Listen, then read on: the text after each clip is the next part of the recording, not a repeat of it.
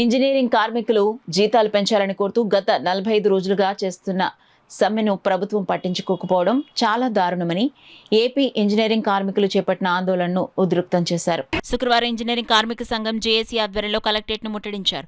ఈ సందర్భంగా సంఘం నాయకులు మాట్లాడుతూ అత్యవసర విభాగం అయినటువంటి నీటి సరఫరా, వీధి దీపాల కార్మికులకు కూడా జీతాలు పెంచాలని, ఉద్యోగ భద్రత కల్పించాలని, 15 సంవత్సరాల పైబడిన కార్మికులను క్రమబద్ధీకరించాలని, తమకు కూడా ప్రభుత్వం అందిస్తున్న సంక్షేమ పథకాలను అమలు చేయాలని డిమాండ్ చేస్తున్నామన్నారు. దశల వారీగా ఆందోళన చేసినప్పటికీ ప్రభుత్వం నుండి ఎటువంటి స్పందన లేకపోవడంతో ఈ నెల 25వ తేదీ నుండి ఆమరణ నిరాహార దీక్షను చేపట్టనున్నట్లు వారు చెప్పారు. ఈ ముట్టడి కార్యక్రమం అనంతరం సంఘ నాయకులు జిల్లా కలెక్టర్ను కలిసి వినతి పత్రం అందించారు. ఈ కార్యక్రమంలో ఇంజనీరింగ్ కార్మిక సంఘం జేఏసీ నాయకులు పెద్ద సంఖ్యలో పాల్గొన్నారు.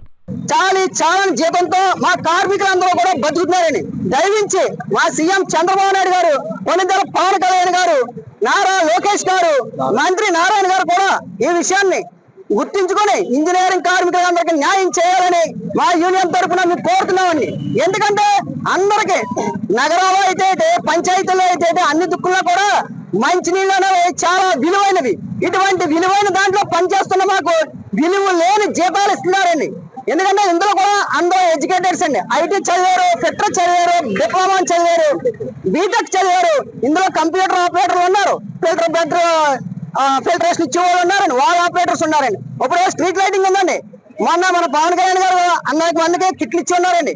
కానీ వాటర్ సప్లైలో కూడా ఎలక్ట్రిషియన్స్ ఉంటారండి.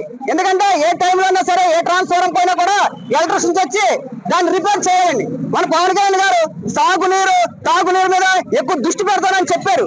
మేము తాగునీటిలో పనిచేస్తున్న సకాలంలో మంచి జీతాలు కూడా ఇచ్చుకోవట్లేదు. కాబట్టి దయవుంచి ఈ విషయాన్ని గుర్తించి డిప్యూటీ పవన్ కళ్యాణ్ గారు, సీఎం గారు గుర్తించి, చంద్రబాబు నాయుడు గారు గుర్తించి మాకు న్యాయం చేయాలని కోరుతున్నామండి. మా పని కనపడదు, ఎందుకంటే వాళ్ళు పొద్దున్నే చీపు పెట్టుకుని రోడ్డు మీదకి వస్తారు. అందుకని కనపడుతుంది. మేము కనపడని దేవుడు. ఎందుకంటే నీలోని గాలి అంటే కరెంటు. గాలి, ప్రతి ఇంటికి గాలి ఇవ్వాలంటే కరెంట్ ఉండాలి. వాళ్ళు రాత్రి పగలు శ్రమిస్తేనే కానీ మీకు జీవనాధారానికి జీవనంలో ముఖ్యమైన మౌలిక సదుపాయాలు రెండు: కరెంట్ ఒకటి, వాటర్ ఒకటి. లేకపోతే అసలు ఎలా బ్రతుకుతారు? చెత్త ఎవరైనా తీసుకెళ్లి డంపింగ్ యార్డ్ లో వేస్తారు. ఆ చెత్త కడుక్కోవడం కూడా నీళ్ళు ఇవ్వాలి కదా ఇంజనీరింగ్ సెక్షన్లు. మరి ఇంజనీరింగ్ సెక్షన్ అంటే అంత చిన్న చూపేంటి? ఒకడే ఉన్నారా? నీళ్లు ఇవ్వాలి, కరెంట్ ఇవ్వాలి, భార్య బిడ్డ నిధులేసి పొద్దున్నే పోలు ఎక్కాలి. ఏ టైంలో వర్షం వచ్చినా, వరదలు వచ్చినా, పడిపోయిన చెట్లు పడిపోయిన, కొట్లు పడిపోయినా ఇంజనీరింగ్ సెక్షన్ వాళ్ళు కరెంట్ పోల్ సెక్షన్ కరెంట్ ఇవ్వాలి. అలాగే వాటర్ రిపేర్ చేయాలి, వాటర్ ఇవ్వాలి తెల్లారేసరికి. మరి మా పరిస్థితి ఏంటి? మమ్మల్ని ఇలాగే వదిలేస్తారా?